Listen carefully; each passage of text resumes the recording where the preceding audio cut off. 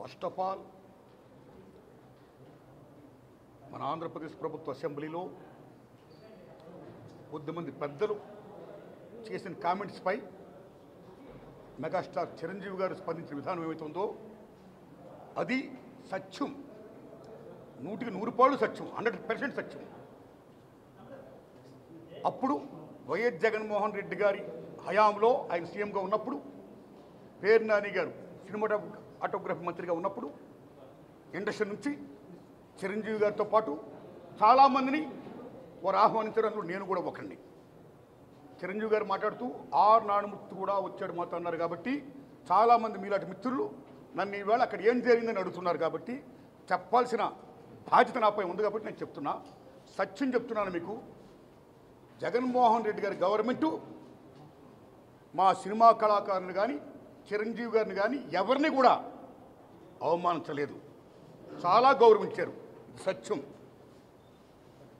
ఎందుకంటే కోవిడ్ కష్టకాలంలో సినిమా రంగం ఏమైపోద్ది అని భయోందనతో ఉన్న దశలో పరిశ్రమ పెద్దలందరూ కలిసి చిరంజీవి గారిని కలిశారు. పరిశ్రమ పెద్దగా ఆయన భావించి, ఆయన గౌరవించి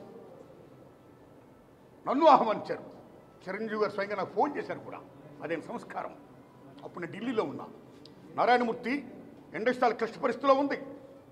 భారీ చిత్రాలతో పాటు సగటు సినిమా తీసే నీలాంటి వాడు అందరూ కూడా రావాలి, మీ ఒపీనియన్స్ చెప్పాలి, మనందరం ప్రభుత్వాన్ని కలవాలి, ప్రభుత్వం నుంచి మనకి ఏ సహాయ శాఖలు వస్తాయో మనం స్వీకరించాలి, మనం విన్నవించాలి అని చిరంజీవి గారు చెప్పడం, అందరూ మీట్ అవ్వడం చిరంజీవి గారి ఇంట్లోనే ఇది జరిగింది.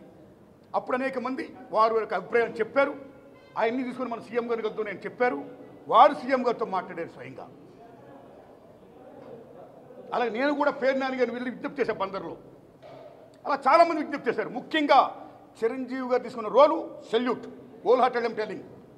పరిశ్రమ పెద్దగా వాటి బెస్ట్ రోల్ ఈ ప్లేట్ దట్ డే. ఆయన ఎవరు అవమానించాలా, చాలా గౌరవించారు. మమ్మల్ని ఎవరు అవమానించాలా, చాలా గౌరవించారు.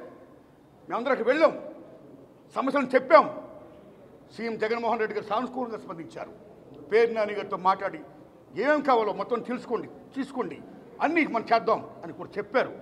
ఇది జరిగిన సత్యం అండి, ఇది జరిగిన సత్యం. ఓకే, ఆ సమస్యలు ఇంకా ఉన్నాయి. Still it's going on. ఆయన ప్రభుత్వం ఇప్పుడు లేదు. ఇప్పుడు మన చంద్రబాబు నాయుడు గారి గవర్నమెంట్ వచ్చింది.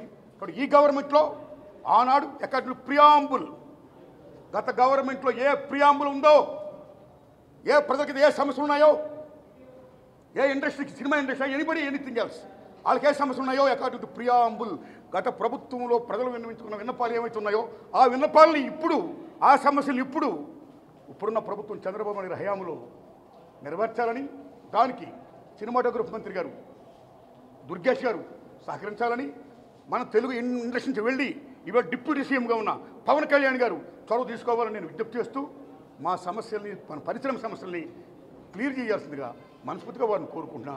Thanks a lot.